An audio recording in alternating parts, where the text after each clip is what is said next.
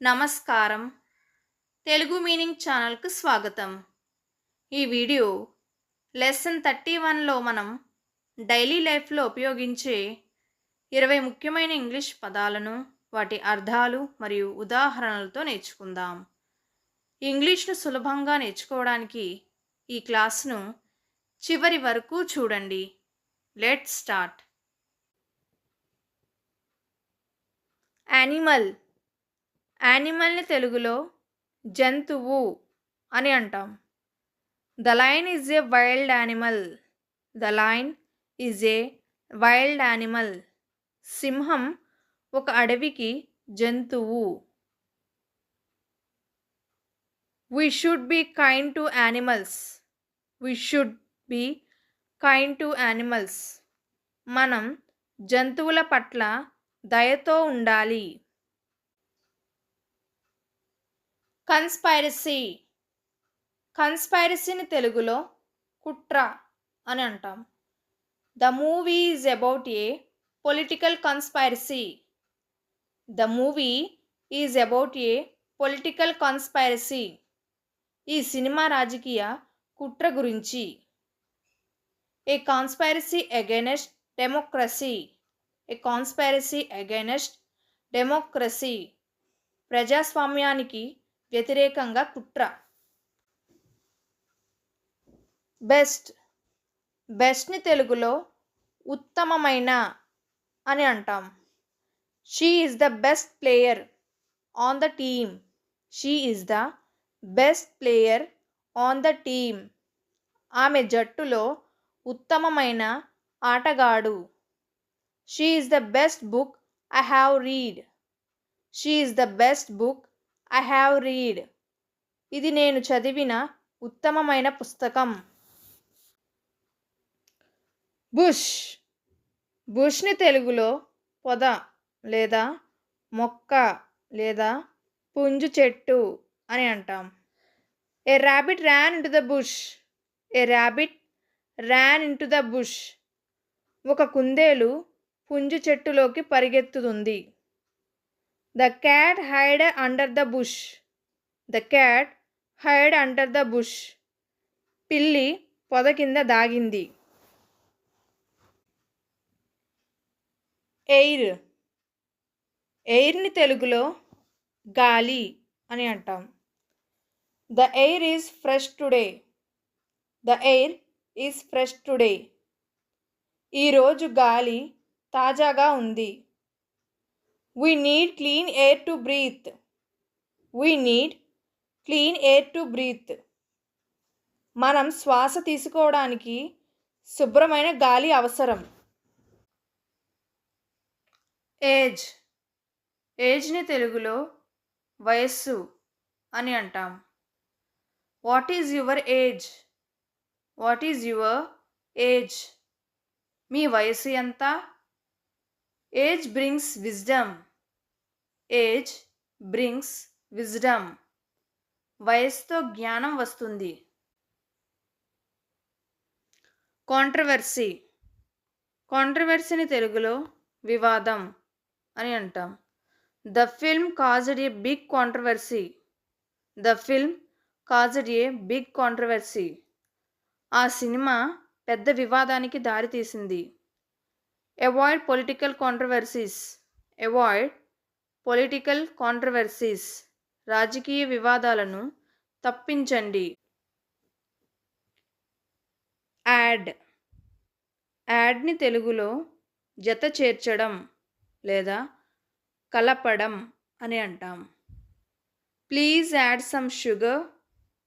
Please add some sugar. కొంత చక్కెర చేర్చండి. I want to add a new idea.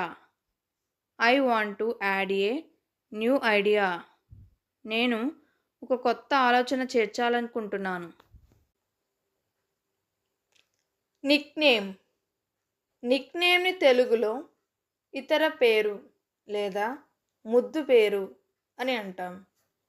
His nickname is Chintu. His nickname is Chintu. అతని మారు పేరు Chintu. Do you have a nickname. Do you have a nickname?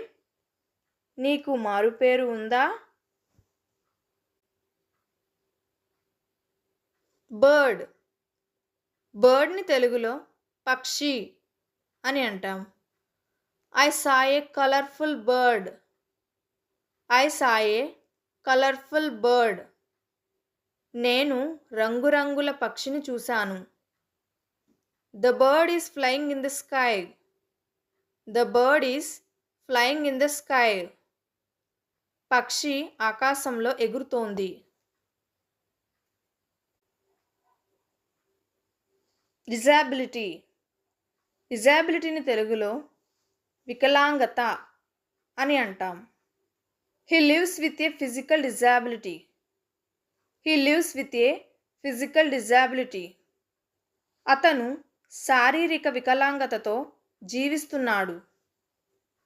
Disability is not a inability. Disability is not inability. వికలాంగత అనేది అసమర్థత కాదు. Conflict. కాన్ఫ్లిక్ట్ని తెలుగులో సంఘర్షణ లేదా ఘర్షణ అని అంటాం. Avoid conflict in the workplace. Avoid conflict in the workplace. కార్యాలయంలో సంఘర్షణను తప్పించండి. They had a conflict over money. They had a conflict over money. వారు డబ్బు విషయంలో ఘర్షణకు దిగారు. ఫోన్. ఫోన్ని తెలుగులో ఫోన్ లేదా దూరవాణి అని అంటాం. My phone is new. My phone is new. నా ఫోన్ కొత్తది. I lost my phone. I lost my phone. నా ఫోన్ పోయింది.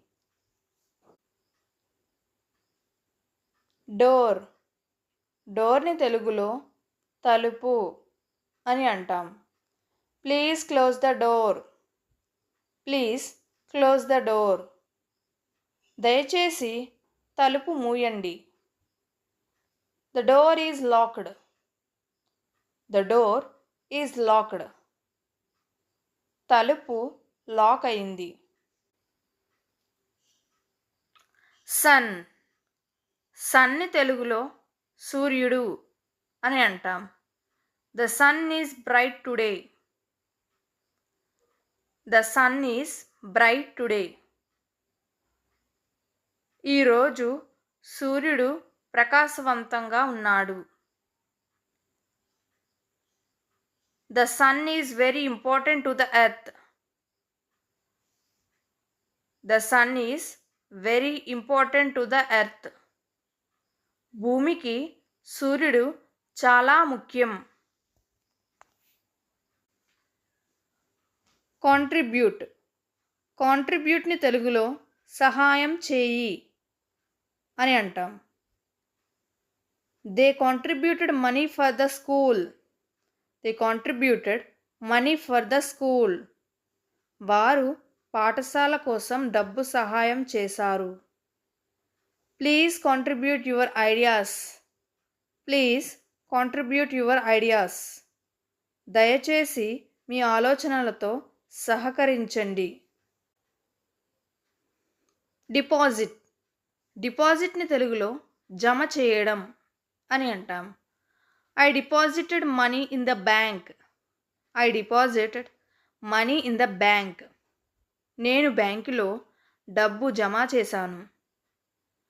Please deposit the documents here. Please deposit the documents here. దయచేసి డాక్యుమెంట్లను ఇక్కడ జమ చేయండి. రేషనల్. రేషనల్ని తెలుగులో బుద్ధిగా లేదా తార్కిక అని అంటాం. He gave a rational explanation. He gave a rational explanation. అతను బుద్ధిగా వివరణ ఇచ్చాడు. Be rational in tough situations. Be rational in tough situations. కఠిన పరిస్థితుల్లో బుద్ధిగా ఉండాలి. నాస్టీ. నాస్టీని తెలుగులో అసహ్యకరమైన లేదా కఠినమైన అని అంటాం. He has a nasty habit of lying. He has a nasty habit of lying. అతనికి అబద్ధం చెప్పే అసహ్యకరమైన అలవాటు ఉంది. The wound looked nasty. The wound looked nasty. గాయం కఠినమైనదిగా కనిపించింది.